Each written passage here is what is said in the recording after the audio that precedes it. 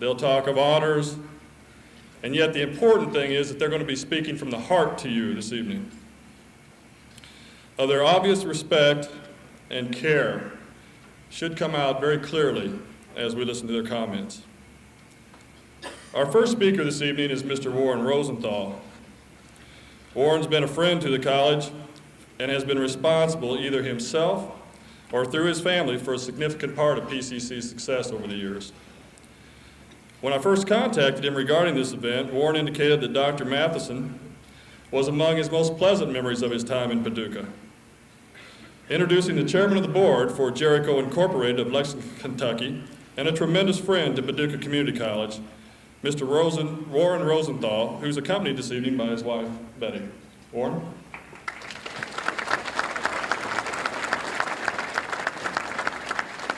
Thank you. Gosh, you're tall.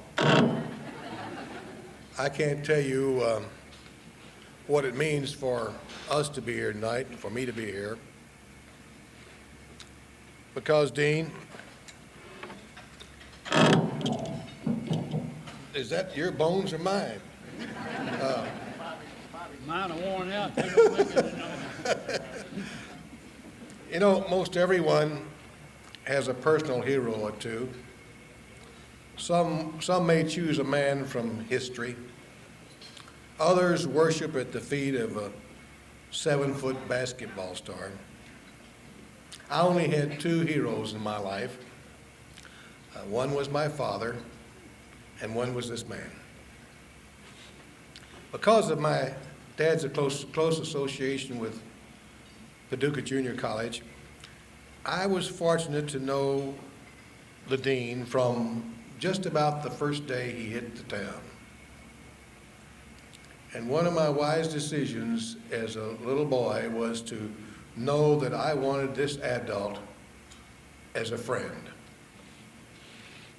Now, you know, the dean, like the Pied Piper, attracted to PJC a faculty unparalleled by undergraduate facilities in today's major universities. He not only created opportunities for youngsters to receive 2 years of the very best college education, but he wisely counseled, subtly molded, and constantly inspired all of us who, to the very person, held him then and hold him now in the greatest of esteem. I used to, you know, Dean would always be out in the commons room or in the halls and sit and talk to a bunch of guys, and we knew all the answers. We just didn't know what the questions were going to be. And we would tell the dean what it was all about, and he'd very wisely get that little smile on his face and say, "Well, I'll swan. Well, I'll swan." I never realized what I swan meant until about 30 years later, Dean. But I want to say that your leadership of a struggling junior college through the years of economic depression and during the enrollment trials of the wartime, before you had to go and do your part, and throughout its transition to a proud and modern community college with an enrollment 10 times that of 1936, that alone should have been enough for one hero. But my hero extended his influence to the entire community, and over many years provided the same gentle but forceful leadership in the benefits of, to the benefits of the entire community. Sir, you know, some of these people out here never have seen the rerun and aren't old enough to remember Goodbye, Mr. Chips. But I want you to know that many of us hold you in our hearts as Mr. Chips. And I send a message from all who are not here that would like to be here to you, and my message that we wish for you good health and continued enjoyment of life, and thank you for the influence you played in our lives as students at PJC.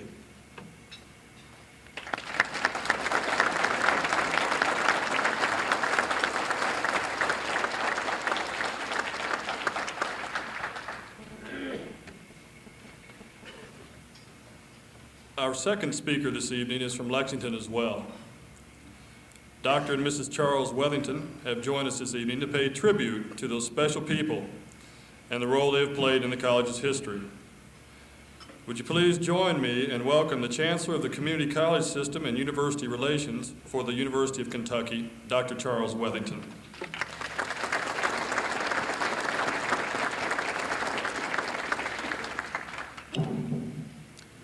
Dean Matheson, Mrs. Matheson, ladies and gentlemen, and friends of the Mathesons, because I know that all of you are in that category here tonight. I came on the scene fairly late in terms of some of you, people like Warren Rosenthal, who have known Dean Matheson for many more years than I. But I have known him since probably 1968 or so, at the time when Paducah Junior College was coming into the community college system. At that time, when I first got acquainted with him, he was busily helping the other community colleges in the system get ourselves through the accreditation process.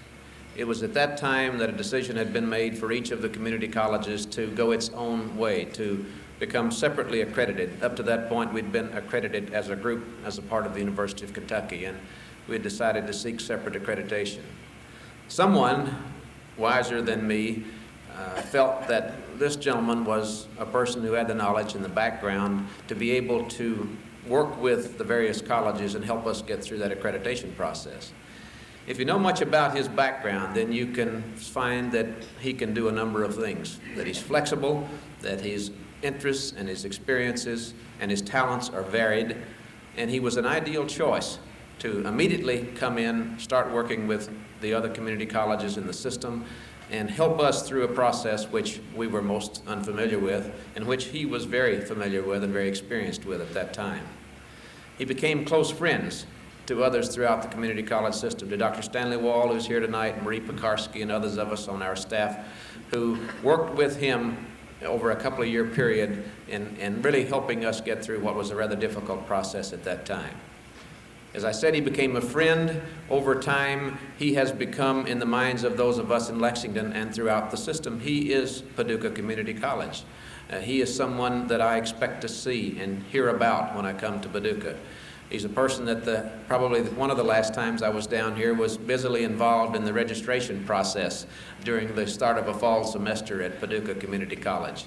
He hasn't lost his interest, he hasn't lost his enthusiasm, he hasn't lost his unflagging support for community college education and working with young and old people to better themselves in this life of all of ours.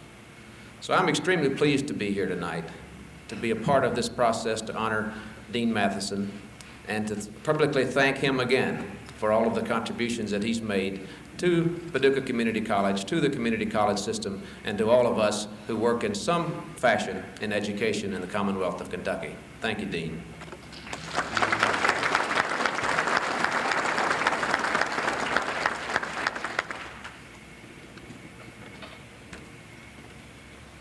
You doing okay so far? Yeah. Okay, hanging in there, all right. I'm surprised he hadn't want to get up and give a lecture or something yet, but we'll hold him off for a little while. Our next speaker this evening is a person who's near and dear to many of us in Paducah and Western Kentucky. Marshall Niemer, chairman of the board for Paducah Junior College Foundation and a longtime friend of the college, has been a driving force in the success that the institution has achieved over the past several years. Always quick with the wit and humor. We tried to get Marshall to do this job this evening. He didn't want to do it, so we're going to make him talk anyway. He said he wouldn't miss doing that because of the feelings he has for the people involved in tonight's honoring. A local businessman, Marshall, who is accompanied this evening by his wife, Marcia, will now pay tribute to our guest of honor, Marshall Niemer.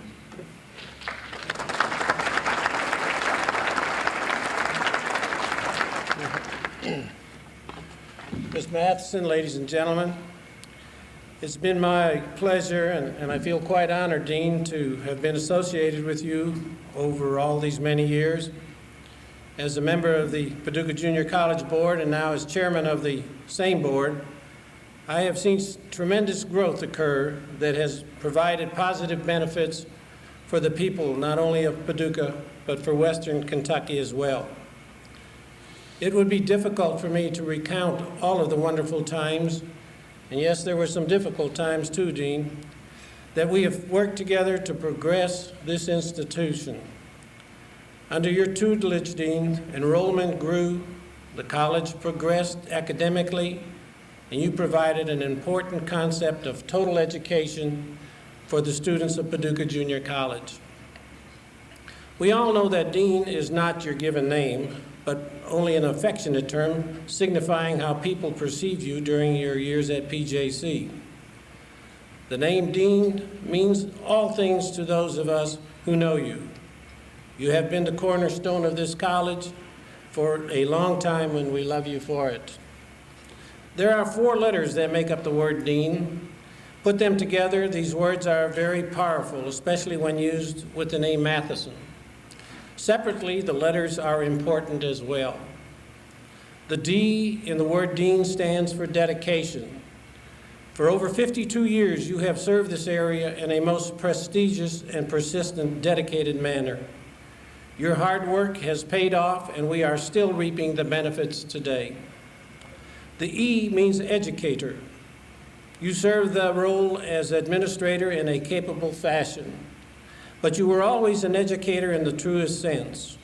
Your care and concern for your students and your ability to give them a useful education has paid off many times over for the people of Paducah.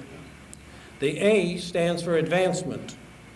As a trustee, I have seen the college come a great distance. You, Dean, provided the groundwork and the vision for our future. You were unafraid to take a risk and to disagree with those in the crowd that were against you sometimes. And yet you always were concerned solely with the future of the college and its best interests. Finally, we come to the last letter in the word, the N. To me, Dean, and for all of us, this letter means never. Never will we ever forget the kindness you have shown. Never will we forget your hard work and dedication to this fine college. Never will we forget that you, Dean, as the man who made Paducah Junior College, Paducah Community College, what it is today. For that, we thank you very much.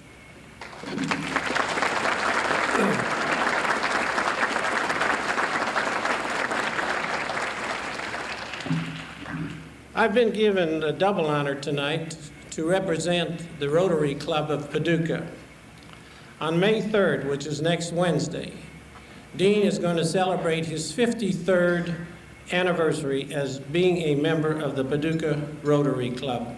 And that, I think you deserve a hand for that.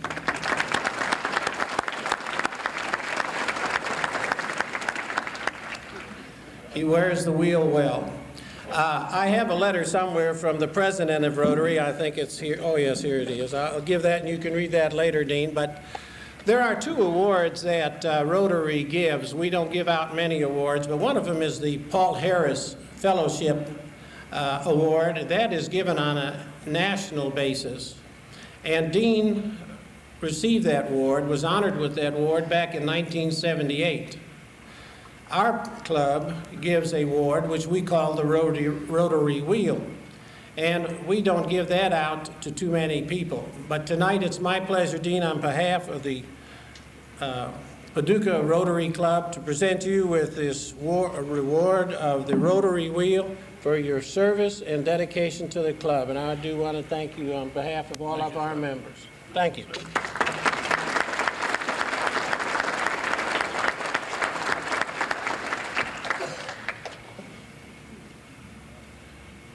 The 1969 basketball team really wasn't given much of a chance to go to the national tournament.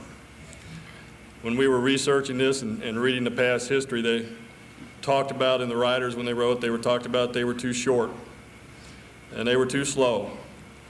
And these were some of the terms that they used to describe their chances for postseason play. The writers forgot a couple things, though. They forgot the good defense. They forgot that they had a lot of heart and an excellent coach who believed that his team could go a long way. Not only did this team go a long way, they went all the way. Dean Matheson believed in total education for all, and this team gives credence to that belief. I want to now introduce you to a man who really needs no introduction, Coach Claude Sonny Hawes, accompanied by his wife, Anita. Coach Hawes.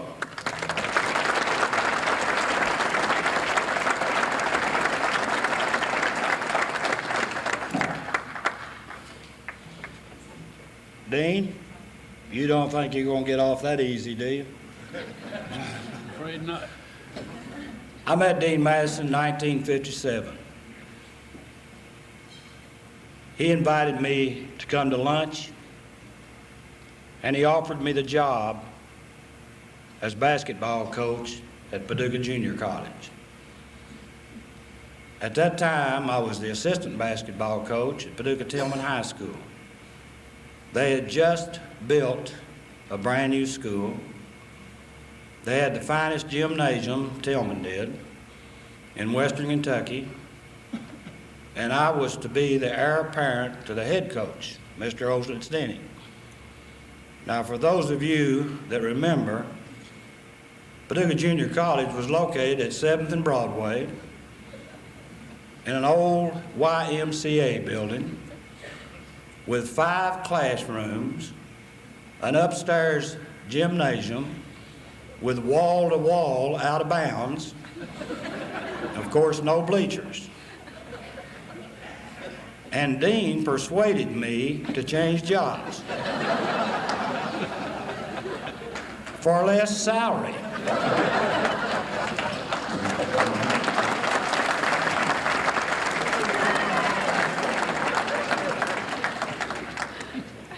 And needless to say, I paid for the lunch too.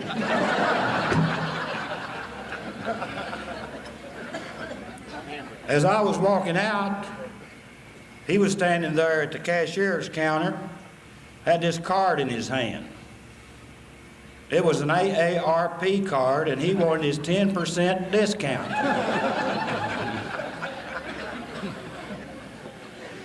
No, seriously, Dean's a very generous man. These players probably didn't know, but the year they won the national championship, Dean gave me a check for $1,000. He congratulated me, and he said, "You win that thing next year, and I'll sign it."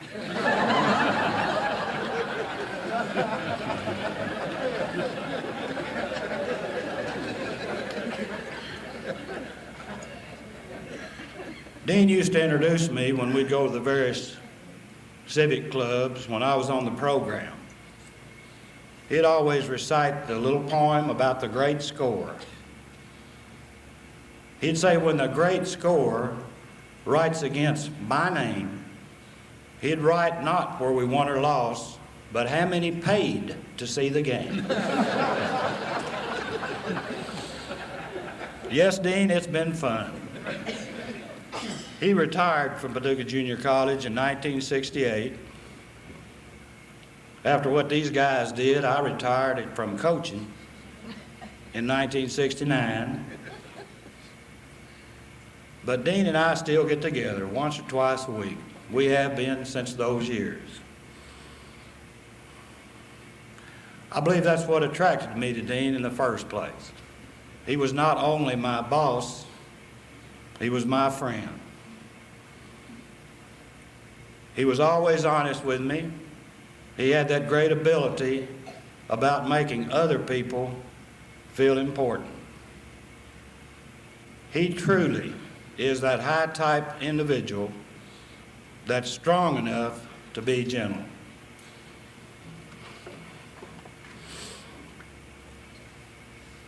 I've always been told and believed that if you want to be successful, surround yourself with successful people. Well, I've already started out with the dean. There are others here tonight that share in the success of any success I ever had. One was the first full-time assistant basketball coach at Paducah Junior College. He later became the head coach and won the National Region 7 tournament, which made it 3 years in a row, incidentally. And that 3 years in a row has not been accomplished, hadn't been accomplished before or since it happened. And that's Jim Peck, my assistant. He's now employed by the Marshall County High School, and I'd like for Jim to stand with his wife, Liv.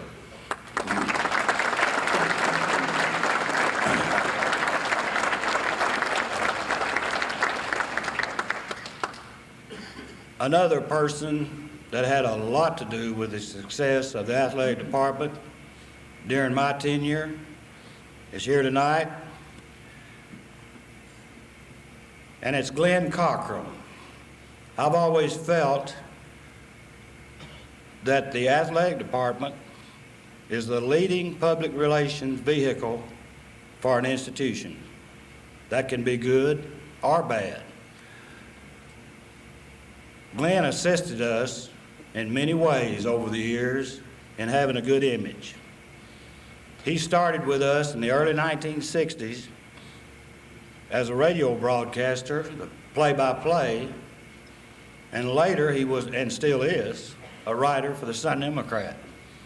Now, he followed us every game. He rode with us on the bus when we went to Hutchinson, Kansas, or Gulfport, Mississippi. He was there. I truly believe that he had a great influence on our popularity and success.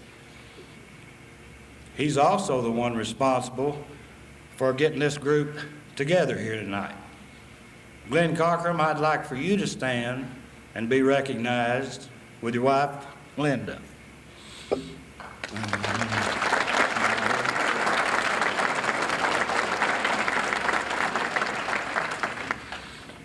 Another gentleman in the crowd that had much to do with my success and the success of the program, and I don't know what would have happened to me in my early years at PJC without his guidance and advice. I can assure you, during Dean and my time, which took the whole decade of 1960 and a few years before that, that athletics was never overemphasized or underemphasized at Paducah Junior College. One of the reasons they were working me to death to try to keep up with the other outstanding programs they had out there. This program, which was a science program, was headed by Dr. Charles Smith, affectionately known as Smitty, who is now over at Murray State University producing more medical students than any other university in the state of Kentucky. I'd like for Dr. Smith and Jean to stand.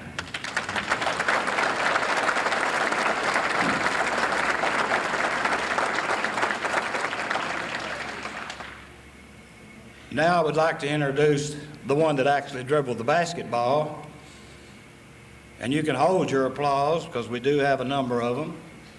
And you fellas, when you stand, have your wife or girlfriend or son in a case down here to stand with you.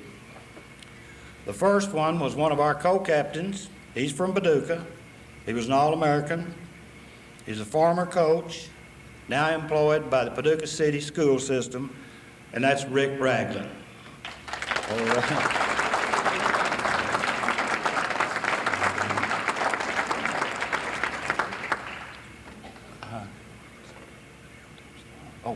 Okay, we got videotapes for you of the championship game, and Steve, you're gonna hand it? Steve's gonna hand them to you. This is videotapes of the championship game. Appreciate it. Thank you very much.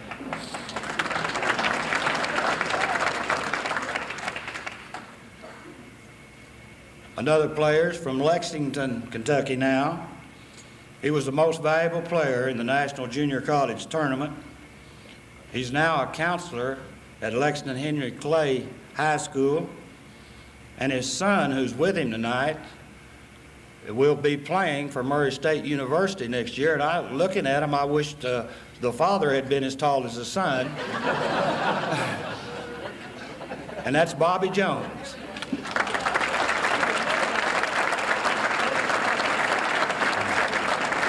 Hey, Bobby, get your tape. From Tulsa, Oklahoma, a probation officer who was the best sixth man in junior college basketball. I'll have to admit, since I made that decision as his being the sixth man, and I talked to him about it, he would tell you that, I guess. I've had a little guilt feeling because I believe if I'd started him, that he would have been on the All-American team. But I will apologize tonight, Haywood Hill.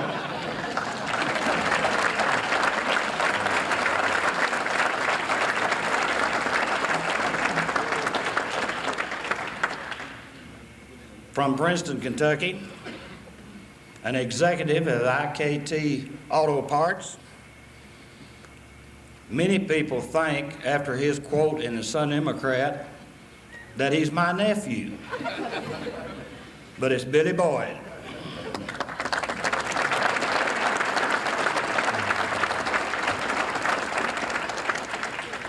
And from Brookport, Illinois, the Sun-Democrat said he was a road cropper. Folks, this guy owns two of the biggest farms in southern Illinois. He's Lanny Jones.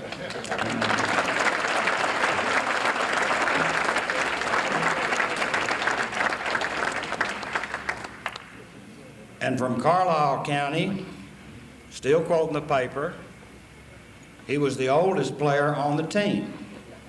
I believe he was 25 then. They often confused him as being the coach, and I'd go along with it after we lost. L.H. Tyler.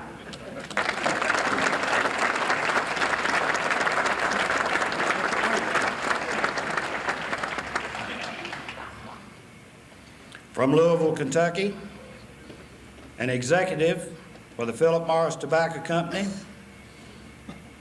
is Rex Bailey.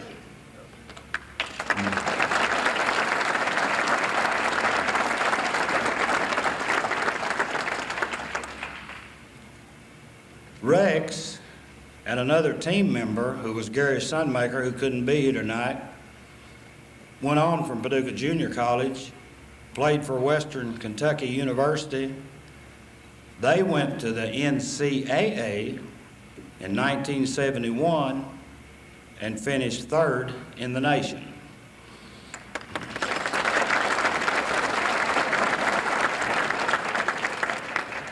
Other team members that were unable to be here tonight is Tom Yachinich from San Antonio, Texas, Jim Johnson from Toledo, Ohio, and Danny Hicks, who's deceased. He was from Simpsonia, Kentucky.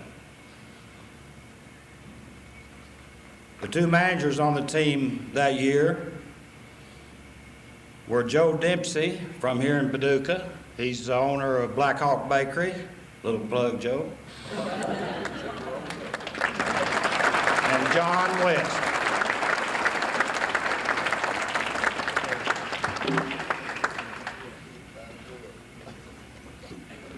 Also a member of this team in 1968, this group, of course, were freshmen. This person was the captain of the first Paducah Junior College team to ever go to a national tournament. And he came with us tonight, of course, it's because he played with them the year before, and that's Rick Leeper, the president of Federal Material.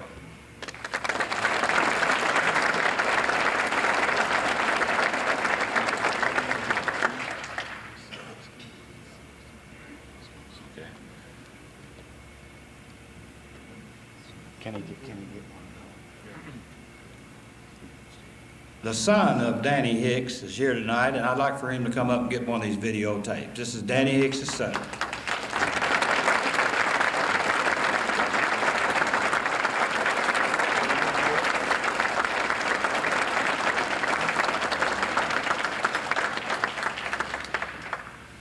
Two other valuable members of our program. We had the world's most intelligent bus driver. He has a master's degree. He taught in the history department. He always had the bus ready, both going and coming, and that's Bill Gorley from Paducah, Kentucky.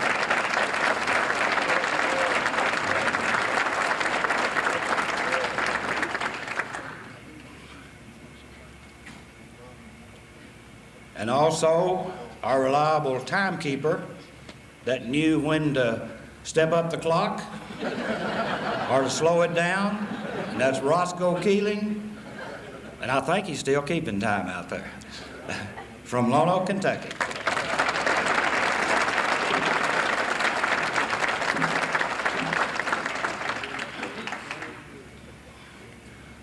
The junior college tournament, the championship tournament, started in 1948. So with a little quick math, it's been going on for 41 years. The first 20 years, nobody from Region 7, and our region consists of all the junior colleges in Kentucky, Tennessee, and Mississippi. The first 20 years, nobody won the tournament from Region 7. The 21st year was when this group won, and that would be 1969. The next 20 years, nobody from Region 7 has won the junior college tournament. Hutchinson, Kansas is where this tournament is held annually, has been for 41 years, on Hutchinson Junior College home floor. They did not win it until 1987. Yes, Chris Evans, who did a super job for us in his article in the Sun Democrat, I'll admit he was right. The junior college national championship does not compare with the NCAA Final Four. The junior college championship has a much higher degree of difficulty. They only have 291 members. We had over 500 members in 1969. They have 15 or 16 full scholarships. And I'll admit some of the junior colleges have 15 or 16 full scholarships. In 1969, we had 4. They travel by air. They have tutors. We would travel all night by bus, where we could get to class the next day. I'm tired of hearing the negative things about college athletics. I have witnessed too many positive things.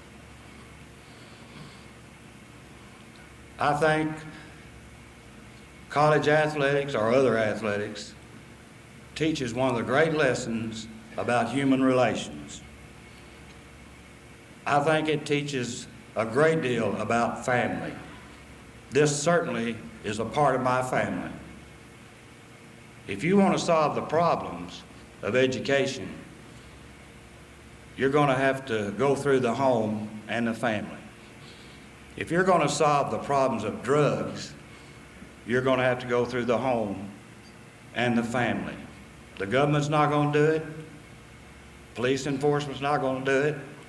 It will be the family. Now, I know sports has its problems, but it's not any higher percentage than the other fields of endeavor, and we will improve. For you fans, and the rest of you, most of your fans, you can feel very confident that this team, or any of the teams of the 1960s never compromised the high principles that were set up by Dean or that school.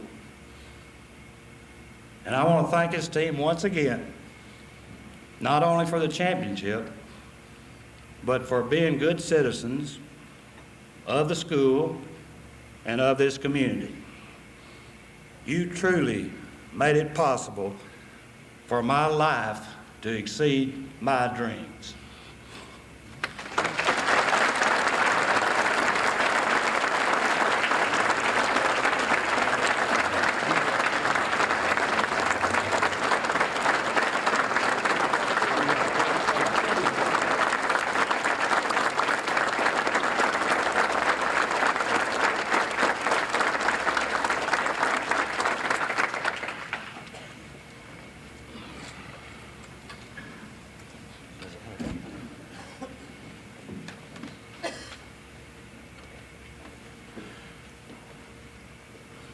I get to make a presentation here. We're in it again, Dean. On behalf of Paducah Community College, I would like to present to Dean Matheson a picture of the 1969 National Championship Trophy.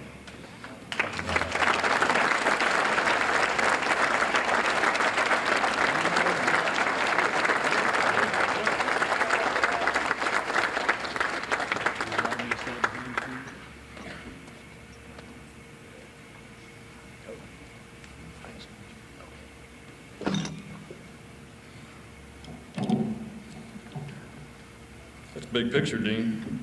Yeah, boy. Dean Matheson is Paducah Junior College to the people of this area. His leadership and example set the pattern for today's Paducah Community College. Our next speaker is a man who's been at the helm of PCC for recent years and has brought continued progress and success to this wonderful institution. He has likewise dedicated a large portion of his life to making PCC the success it is today. Record enrollments, academic excellence, and a grand physical setting only just scratch the surface of his accomplishments. And he continues to move the college towards a brighter future for the people of Western Kentucky. I'd like to introduce to you the president of Paducah Community College, Dr. Don Clemens.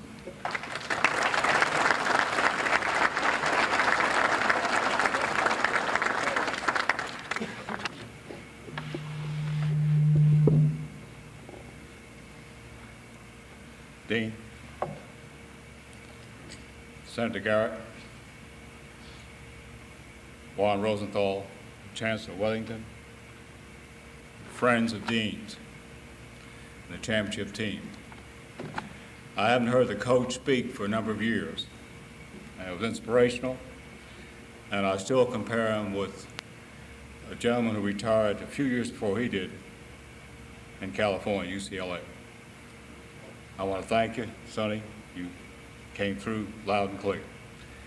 And I hope we can emulate some of the things that you share with us tonight.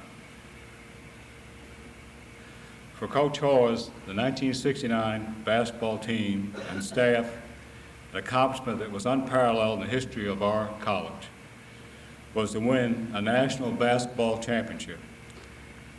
This is a lifetime accomplishment because this particular crowning moment came following Dean's retirement. Many people at that time gave me credit for building a championship team, but it was Dean who put together the pieces, who built the foundation of which a championship trophy rests. We're both pleased, Dean and myself, and honored that most of the 1969 basketball team could be with us this evening to share their memories and rekindle the excitement that once was part of all of us. And I too had some personal memories. I had an opportunity to celebrate, I won't say which year it was, but my birthday when we beat Burlington that evening, Coach. Yeah, I remember. I also had an experience I've only had once in a life, and not too many presidents have, and I'm sorry you missed it, Dean, to get thrown in the shower after the winning team.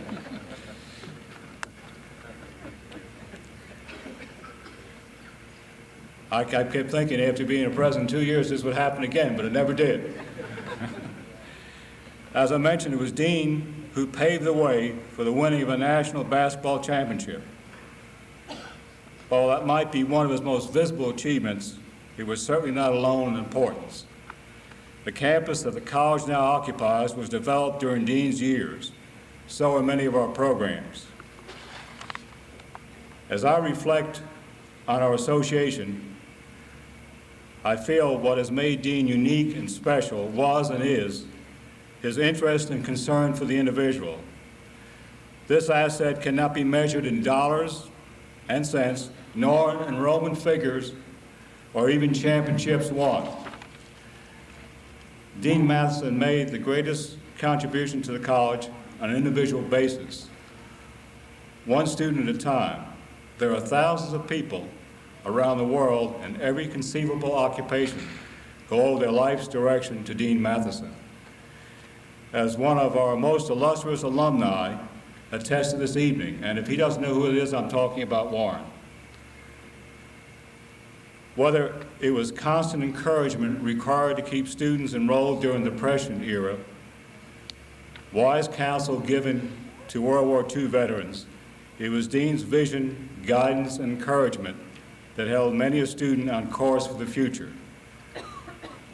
When those who know Dean begin to talk about him, the word that comes first, as Coach mentioned tonight, and most often is friend.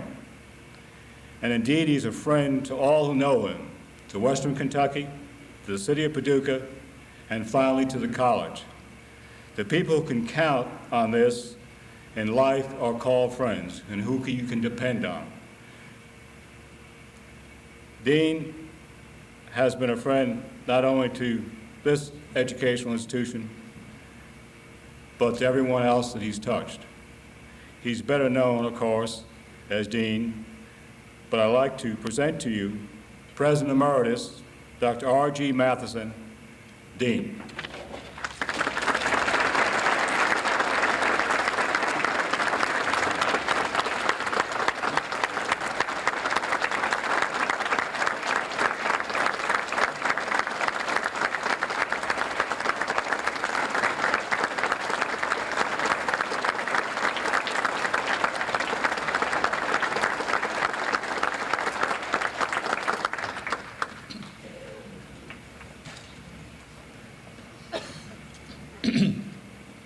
I was real smart when I employed Sonny Hawes as the coach.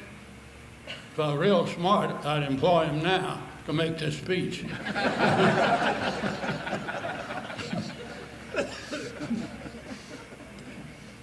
All I can say is that I have really enjoyed it. Just keep it going.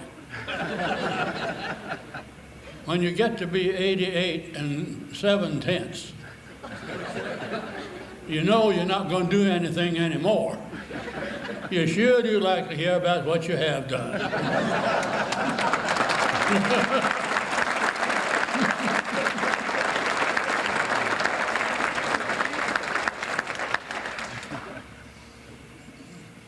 At one time I suggested to them that if they were going to have such a meeting as this, that they have it on my birthday. They decided that I might not be alive on my birthday. And I can understand why they felt that way about it, because I fooled them one time. They named a building for me. And you don't name buildings for people that are alive. Well, they all rationalized by saying, well, we just believe that the dean will be dead before this building's finished.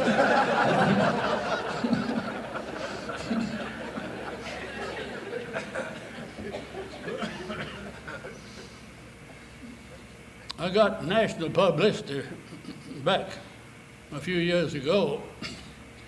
I had told a group in Washington that I was going to write a book. And the American Association of Junior Colleges had about 4,500 people on a list. There were the presidents of all the junior and community colleges and the education departments of all the universities, just a tremendous, highly selected group. And they wrote in this letter that Dean Matheson of Paducah Junior College was going to write a book. And the name of the book was going to be Dean is a four-letter word. When Sonny started on the four-letter word, I held my breath. And I imagine quite a few people have wondered why I didn't write it. Matter of fact, about 2 months later, an article in the Junior College Journal on the care and feeding of deans took most of my thunder. And I decided to let that stand instead of my monumental work.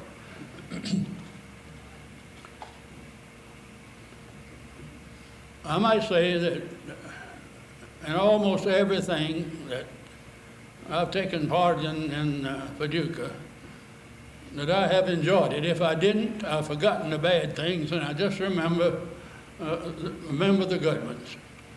We didn't do anything real spectacular, but we had a vision for what was going to come at the end, and we took it a little at a time. And we tried to get everybody that was thinking like we were, or who wanted to think like we were, to see the end of what we wanted to do. And we took it one thing at a time.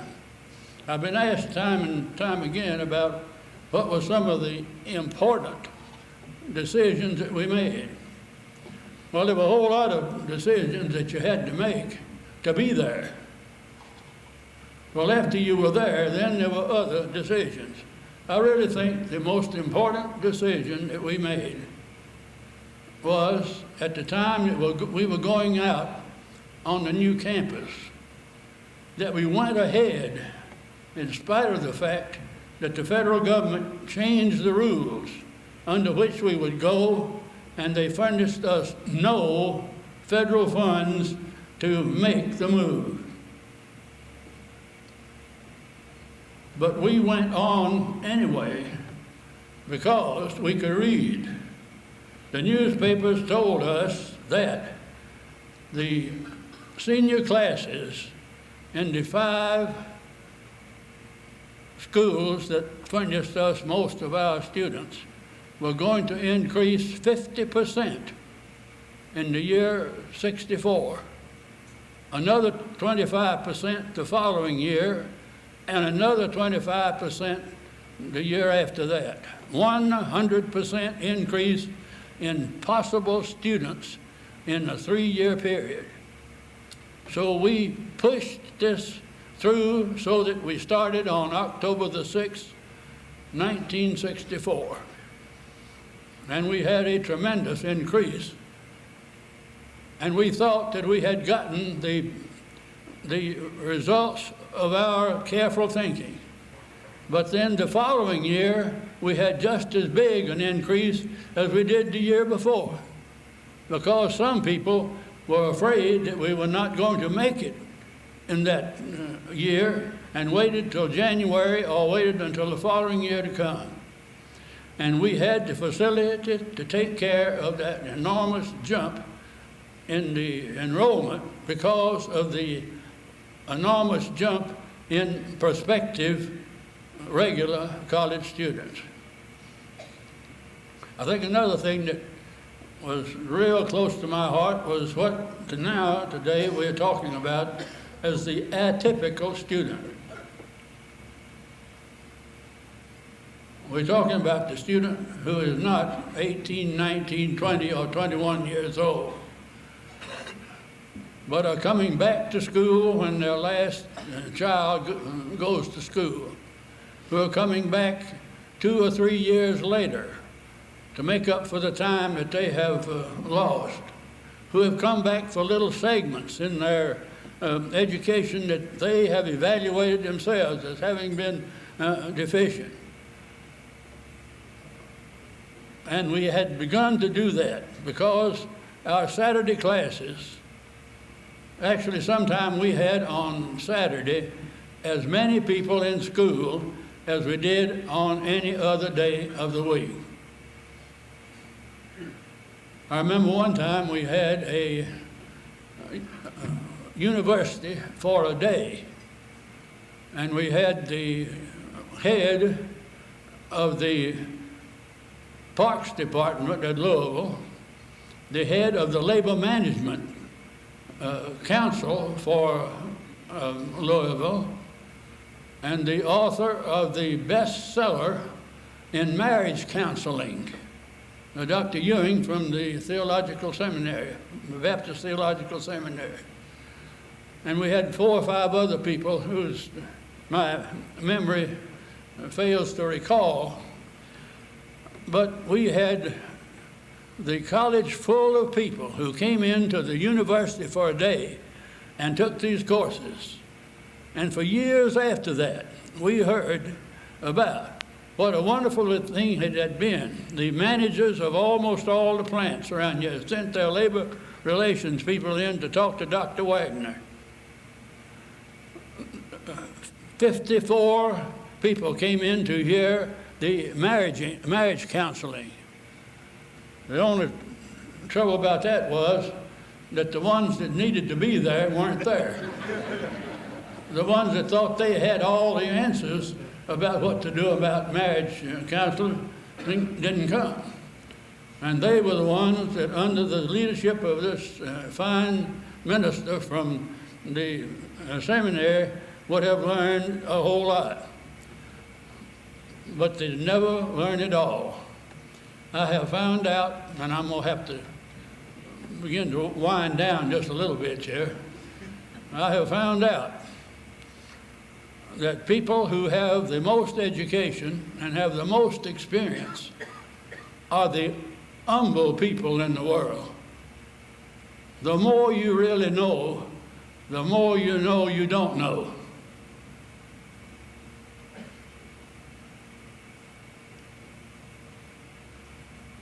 This is especially true in physics, chemistry, microbiology, geology, and in the studies of the human mind.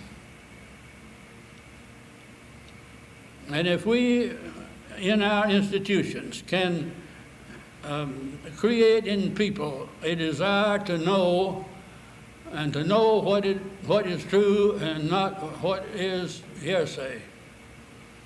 And I believe that's the object of all education and the object of continuing education, and for nobody, to make it possible for no one to ever say, I now have all the answers. I could go on forever. I just want to tell you that everything that I have experienced I've had in Paducah, even one in which I was arbitrating a strike at the Shawnee Steam Plant between the iron workers and the United States government. Imagine that. And I was stubborn enough to tell them that I would not go to Knoxville, I would not go to Indianapolis.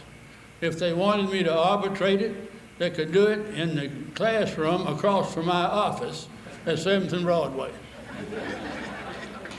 And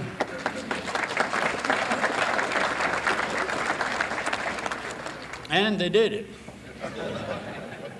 And the reason that I was selected to do that, I was a member of the American Arbitration Association at that time, but the reason I did it was that I was the 16th man on the labor list of a choice of arbitrators, and they had only 20.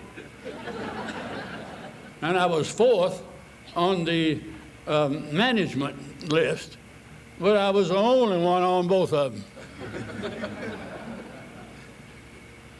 In spite of the fact that under my name in the American Arbitration Association, there's a significant statement.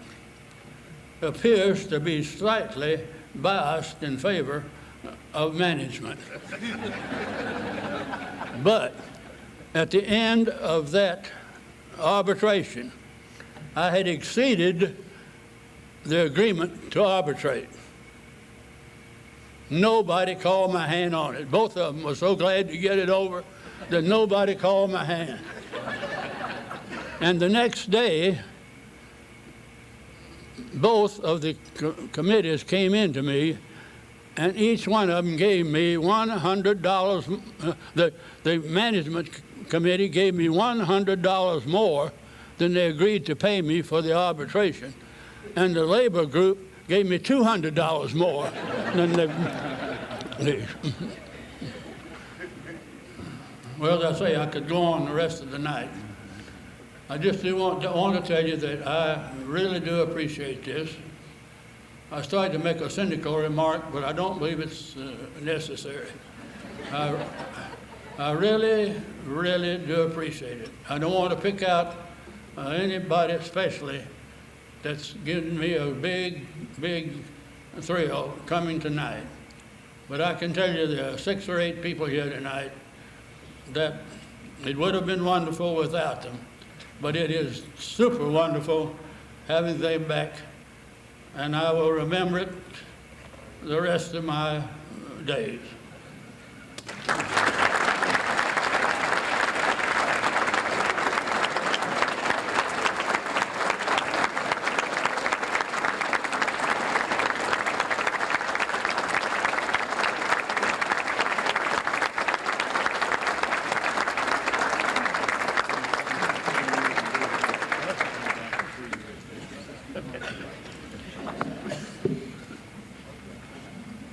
We're not through with you yet, Dean.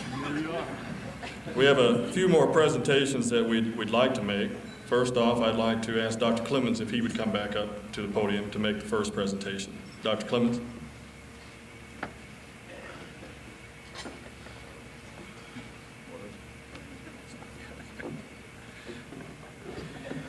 Dean, we've talked about you and we've roasted you, but there are some people that couldn't be here tonight, and they sent letters in from all over. I think this includes the entire nation and around the world.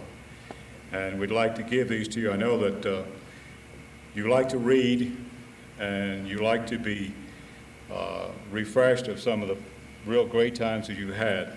So representing all these people, I have the honor to present it to you tonight.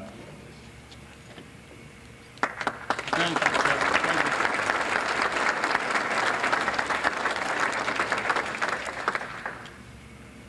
Mayor Montgomery, could you come up? Oh, you're already up. Already up. Dean Mathis and Coach Sonny Hawes and the 1969 championship team and all these friends of PJC and PCC. It's a real honor for me to have a few minutes to talk about Dean Mathis. And primarily I'm here. Matheson, excuse me. I'm sorry. I'm excited, you can tell. I have a proclamation that I'd like to read, but before I do that, the first time I met Dean Matheson was in 1956, right after I got out of high school here, and I went to summer school at PJC.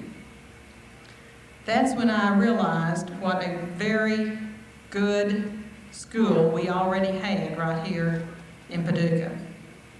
That summer, I took some courses before going off to another college, and I met Dean Matheson for the first time.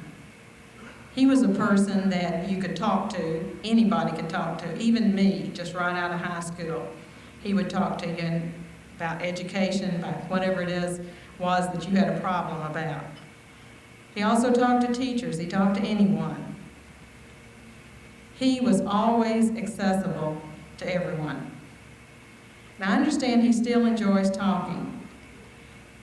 Recently, he has been going for some physical therapy to a local physical therapist.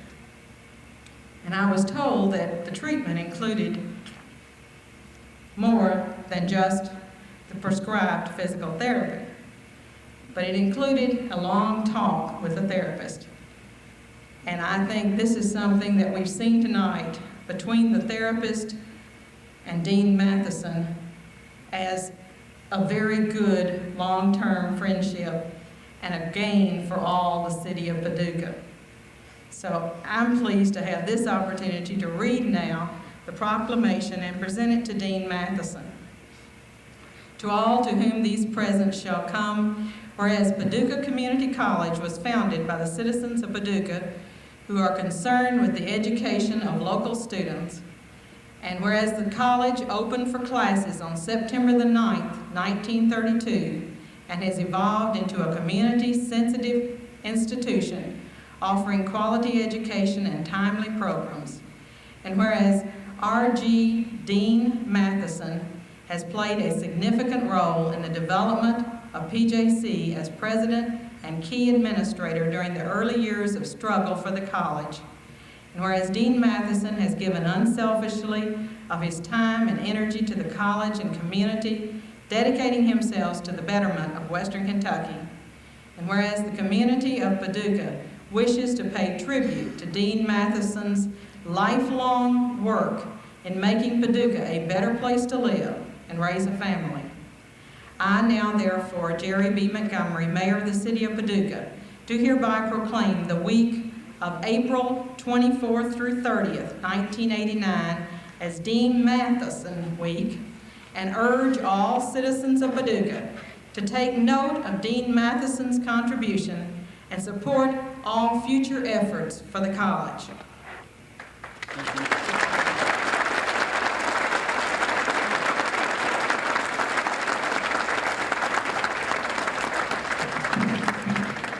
Just for that.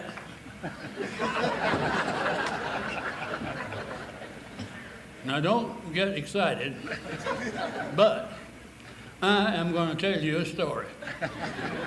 Now I will preface it by saying what I sometimes do. This is the kind of a story that you can tell to ladies and gentlemen. Are you sure you want to hear it? Washington for the Sweet 16.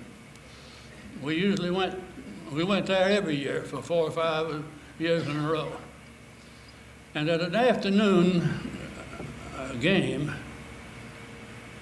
the county school in Winchester, Kentucky, was one of the Sweet 16. And the little cheerleaders came out and exhorted their fans who were under the goalpost, 2 bits, 4 bits, 6 bits a dollar. All for bourbon, stand up and holler. And Dr. Smith said to me, he said, Dean, I'm surprised that more people didn't stand up.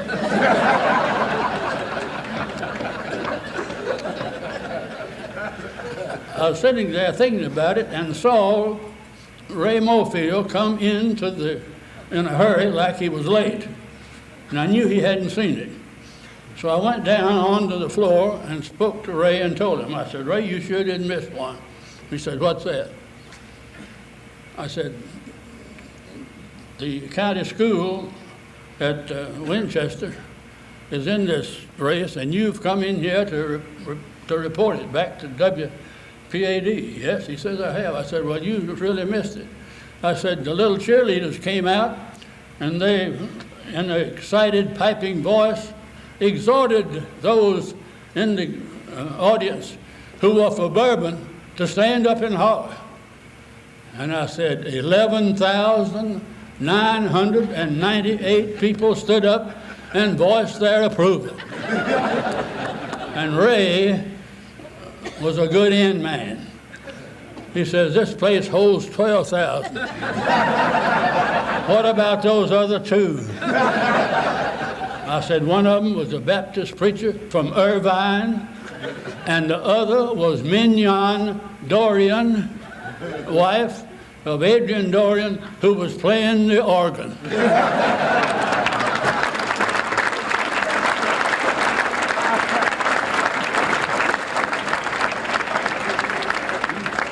Would the representative from Family Services please come up and make your presentation?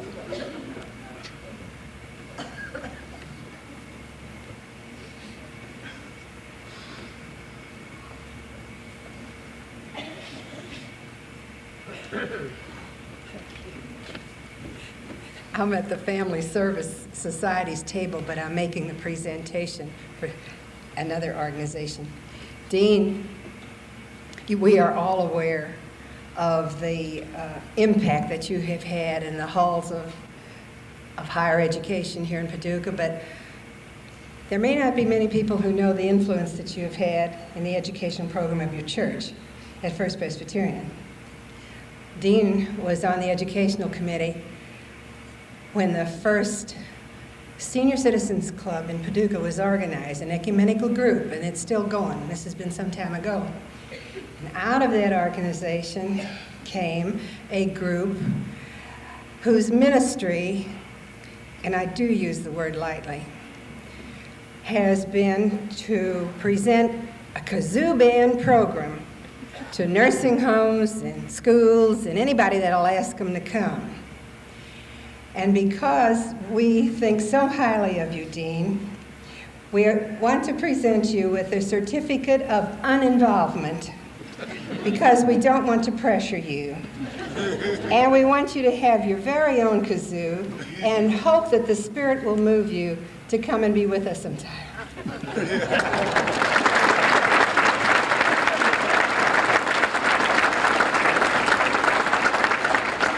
I'm just a little scared to try to blow my own horn.